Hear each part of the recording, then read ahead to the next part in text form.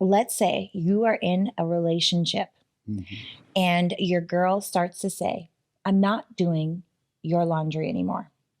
I'm going to give you something positive versus something negative, and you have to tell me which one you would choose. Okay. So if your girl says, I'm not doing your laundry anymore, it's a waste of my time, I just don't have time to do it anymore, it's giving, oh, okay, let me hire someone to start outsourcing this laundry. Or it's giving, where is the love? Why do you not want to love on me in this way? I would hire someone. Oh, that's so easy.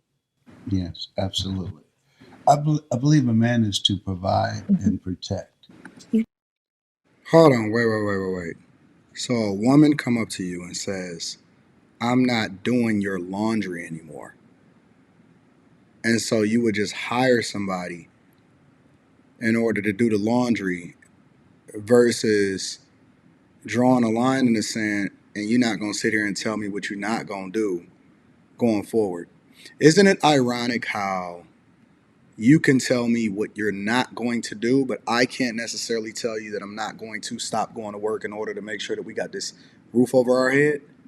And listen, Les Brown, a lot of y'all may not be familiar with him, but I am very, very familiar with him. He was one of the top motivational speakers, 80s, 90s, maybe even the early 2000s, and that he's a legendary person as far as motivational speaker and being able to get your money up in finances and things like that, right?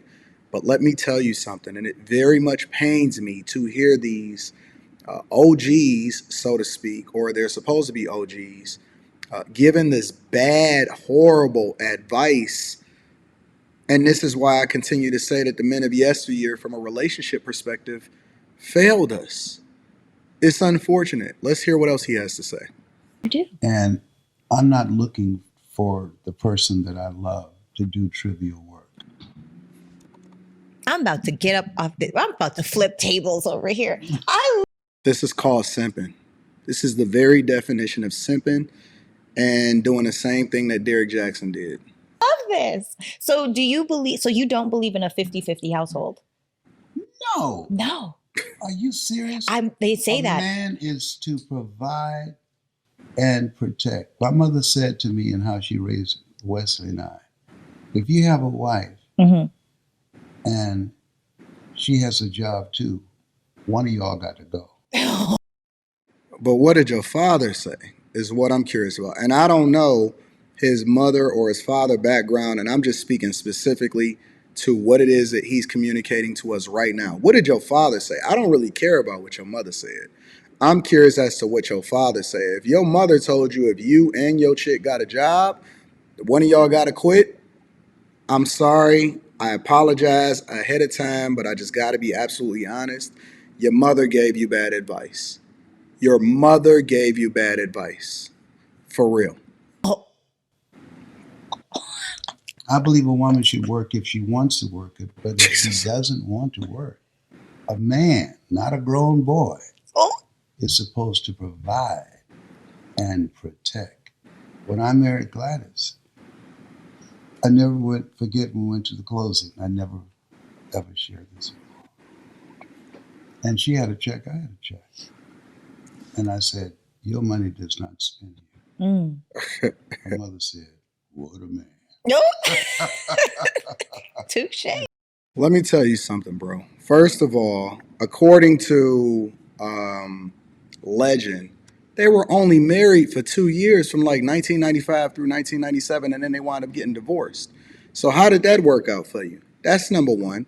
Number two, we don't really care about what her mother said.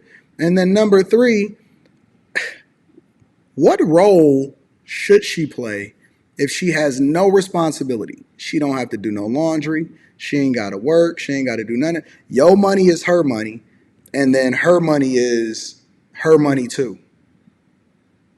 Your money is her money, and then her money is her money too, right? She don't got no responsibility. She can talk to you how she want to. Whatever it is that she want to say, she can get away with it. You're not holding the line. And I think that more than what women say, as far as when they say this dumb stuff like who hurt you and stuff like that, the biggest form of shaming language ultimately comes from simps and men. And when they say it, you don't hear it because it's coming from a guy. But let me tell you what they say. They say, boy, I'm not talking about a boy, but a man.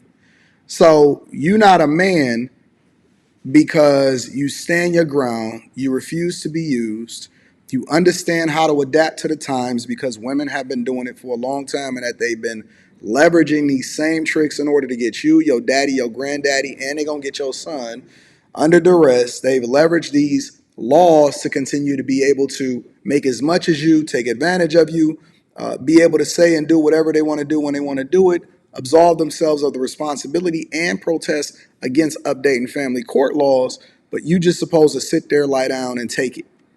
I'm not saying that relationships or marriage cannot be blissful or successful because I'm an advocate for it. I think that it's a way that you're supposed to do it, but let me be very, very clear. A woman should always be working in some way, shape, or form. I don't care what you say. She is not there to just be a trophy. She is there to add value.